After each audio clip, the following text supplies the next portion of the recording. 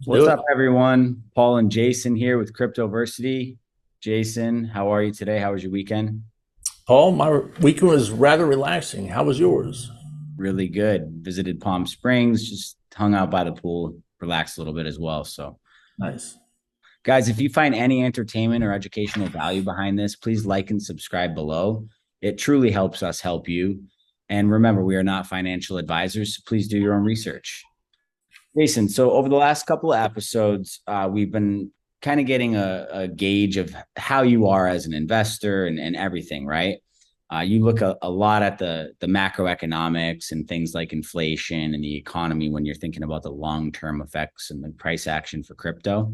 But I wanted to talk a little bit more about the day-to-day side because I know you probably do dabble in day-to-day trading, but I wanted to figure out what you look for, what you're following on a day-to-day basis, and just how it works with your strategy. Yeah, absolutely, Paul. And you're right. I do daily trades or short-term trades, um, but they're riskier and it takes a whole different skill set. So, for example, when I wake up every morning, I have a routine. The first thing I look at is the DXY, the Dixie, which is a dollar strength index. And then I look at the S&P 500, see how it's doing. And then from there, I look at the greed and fear index, and I look at a quick level of technical analysis. And I Okay. do all of that within a 5 minute period before I look at the crypto charts, because usually by looking at those four things, I know what the crypto charts are going to do before I look at them. Interesting. Okay. So with the Dixie, with inflation as high as it is, what do you look at with that? Yeah, so the Dixie is not a measurement of strength of the dollar in general. It's a measurement of the strength of the dollar in comparison to other currencies. And for example, the Dixie's been is very strong the past few days. It's actually been very strong the last few months. In Hmm. the past few days, it's really going really strong, and that's one of the reasons why crypto is doing so bad. If you wake up in the morning and you see the Dixie's up, you can almost guarantee that the crypto's down. So there's a correlation between, the Dixie and crypto. And if the Dixie's doing well, crypto's doing poorly and vice versa, or what? Yeah, yeah. So yeah, think of a dollar as an intelligent thing, right? And Mhm. it's going to go where it's best served. So if the dollar is extremely strong, it's going to go there before anything else. So you got to remember, outside of crypto, people trade insanely short-term intervals of currency pairings, like the dollar versus the euro, the dollar versus the yuan, the dollar versus the yen, and that's a very big market. So investors, if they see the dollar strong, they're going to send it that way versus sending it into the stock market or crypto or something like Mhm. that. That makes sense. Yeah. So as far as like your second point, you look at the SP 500, right? But what makes you look at that versus the Dow Jones, for example?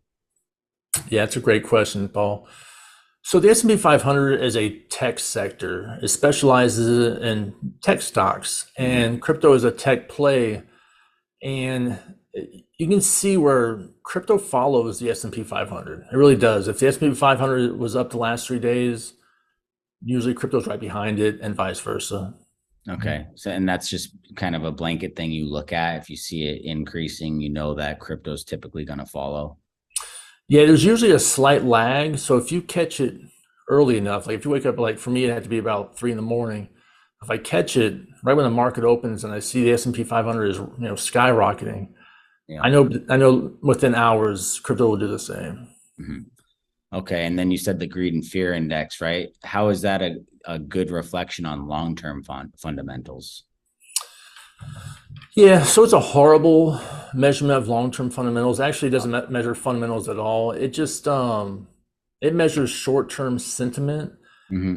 I'll give you a good example. 2 months ago, the greed and fear index for crypto was an all-time low, which was at a 7. A Hmm. 7 is extreme fear, and the index goes from extreme fear to extreme greed.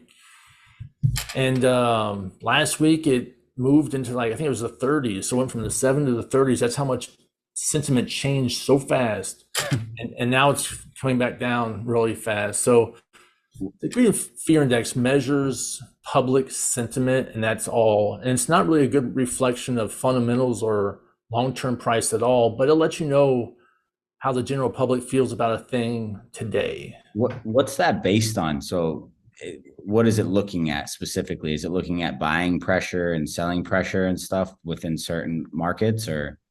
Yeah, it takes that into consideration. It also takes Google trend searches into consideration, and probably a bunch of other things. Like the full formula they don't give you. It's almost like how your credit score is Yeah. created. They don't tell you the exact formula, but they give you some hints. But that's pretty much it. Like they look at how much news articles, Google searches, buying, selling pressure, stuff like that. So, and you think this for short-term trading and stuff is a really important thing to look at? Yeah, for sure. Like I said, for example, you know, right now sentiment's going down and crypto prices are going down, and you can see the correlation.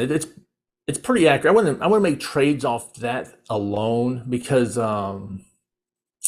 it's a little bit of a lagging indicator, but it does give you a well-rounded picture about how the general public feels about crypto today. Yeah. Okay. And then what would you say your overall opinions of technical analysis are, and like what you look at and how that all works on your day to day? Yeah, so I think technical analysis it can make you or destroy you. It really can. A lot of guys, I think, go a little too deep into technical analysis. For me, I look at the basics. I look at where are the resistance or where are the levels of support. I look at, are we in a downward or upward trend? Just the basics. I think for TA, most people get the most value out of it when they look at the basics of TA. The thing they don't think about TA is you can find anything you want. If you want to find bullish signals, you can find it. If you want to find bearish signals, you can find it. Because there's so many different angles you can tweak it and look at. You can look at the 4 hour, the 5 hour, the 2 day, the 4 day, whatever it is. Yeah. But if you just stick to the basics, levels of support or resistance, basic trends, and stuff like that, I think that gives you, with all those things put together, with the Dixie and the S&P and the Greed and Fear Index and some basic TA, you can kind of put a picture together where if you're looking to make a short-term trade, that's what you want to look at. Yeah. Yeah. If you see these things surging and things looking the way they're supposed to look, that would be a better day to do a short-term trade, as opposed to when things are falling and in the Dixies on the looking good, right? Yeah, it's like one of those things where most days when I wake up, there's not going to be a good enough picture for me to jump in on a trade, because all these things have to match up perfectly, right? Like the Dixie has to be down. I'm like, okay, there's a good sign. And then I look at the S&P. The S&P is 500's up. Okay, there's a great sign. I look at some TA. Okay, we just bounced off a level of resistance. And go look over at the sentiment. Oh, sentiment's up a little bit. That would give you an idea that over the next couple of days, the trend has changed. And it can change in the other direction in a snap of a finger. But for right now, if all four of those things line up, if you're looking to make a short-term trade, that's a good situation. It's interesting because, retail investors, most of them have no idea to look at this stuff. They just don't, it's not in their nature, right? And I think that it could be a little bit complex too, just a little confusing for them to navigate those waters and stuff. So, that's why you're here, right? So teach them what to look for. And I think we can dive deeper on each of those different steps and just maybe do an episode on each of them just to kind of break it down a little more. Absolutely. And I know they sound more complicated than they are. If I sat down with any one of our viewers for an hour, all these things would seem very simple after that hour. But this is the thing with Cryptoversity. This is our whole goal. You watch most channels and they say, do your own research. And then they just tell you a bunch of stuff. But they've never taught you how to do your own research. We want to teach you how to do your own research. So that way you don't have to rely on some YouTuber saying, buy this coin, it's going to pump. When you don't know if he knows, you don't know if you know what he's talking about. I'll give you a good example. I follow a lot of YouTube influencers when it comes to crypto and other things. Yeah. And I don't agree with most of them. I just watch to hear what their opinions are. But I can tell you with absolute certainty that some of the biggest YouTube crypto influencers do not have a background in finance. So they don't talk about the Dixie, or they don't talk about things outside of crypto. Yeah. And 3 years ago, that was great. You didn't really need to know these things. But as crypto becomes more mainstream and institutional investors get involved, institutional investors look at these things. Mm-hmm. So the trends will follow this type of information. And if a guy's only looking at basic crypto information, he's missing 80% of the picture. He really is.